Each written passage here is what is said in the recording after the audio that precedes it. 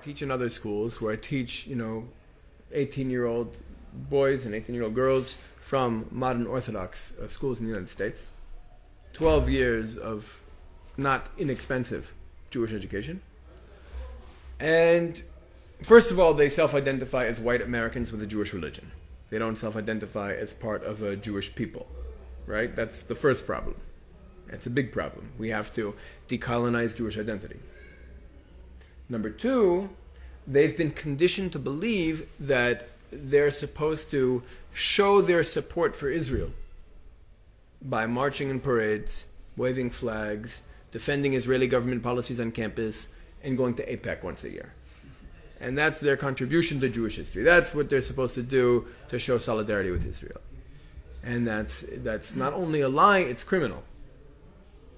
Because you were born, to be characters in the story of the Jewish people in one of the most amazing and climactic chapters of Jewish history. And that is something they've been robbed of.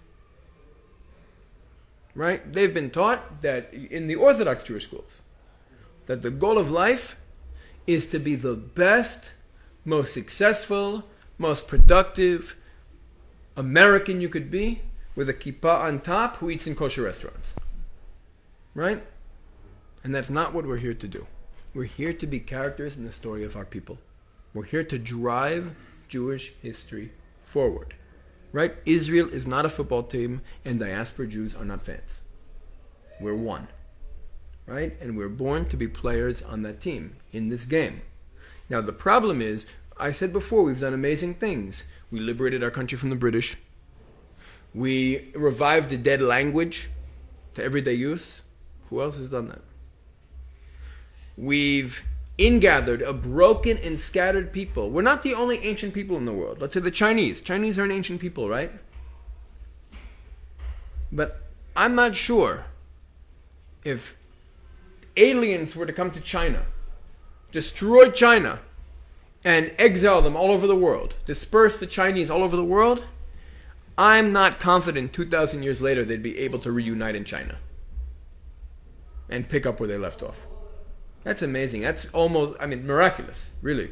It's so hard to understand. That's why people have trouble understanding what Israel is.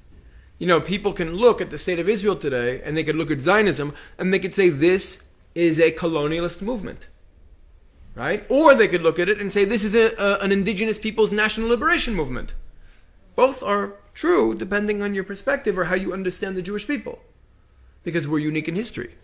But here we have a problem. We did these incredible things. Right? Herzl, Ben Yehuda, Yair.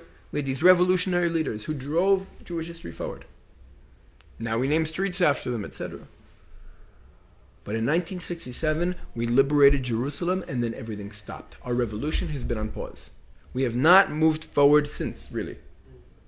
And we're playing defense now. The whole world, the international community, is trying to reverse some of our achievements. And we're stuck on defense trying to resist these attempts to reverse our revolution.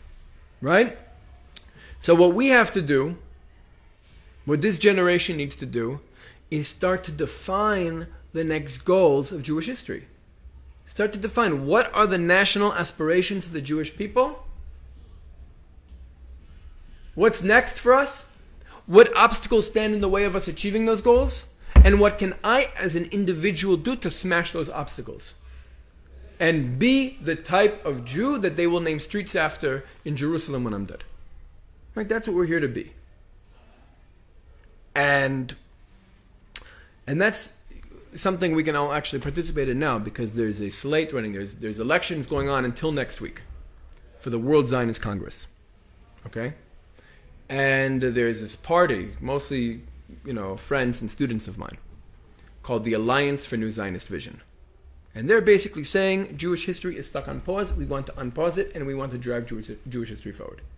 We want to push the Zionist revolution forward. There are goals left to achieve, and we might not all agree on the goals. Some people say peace with the Palestinians is a goal. Not through partitioning Eretz Israel, but peace, real peace is a goal. Is a goal that we need to achieve. And you know what? It's probably going to be a lot easier than reviving a dead language or ingathering exiles. Independence from the United States, not taking their money or their weapons. Right? That could be a goal. Some people say Beit HaMikdash, right? We have to decide, but what's next? I don't think the Beit HaMikdash is next. Mizrat Hashem will get there one day, but it's not next. But right now, if you guys, for example, you have American citizenship, I don't think you guys do. But if you guys have American citizenship, you can go online. You can go to myvoterisrael.com, and you can vote for the third slate, the Alliance for New Zionist Vision. And actually, it's a step in participating in this revolution, trying to drive Jewish history forward. Because it's the first time, I'm excited because it's the first time in a long time that anybody who speaks like this is trying to go into the official Zionist movement. Until now, it's basically been a place for old political hacks to trade horses. And now you have these young people. It's the only slate full of young people. Almost everybody's under 30 years old. And they're all on the front lines, fighting BDS, decolonizing Jewish identity. And they're saying, we're going to go into the official Zionist movement and try to actually turn it back on. Try to actually make it relevant again. Right? To push Zionism as a national liberation movement forward.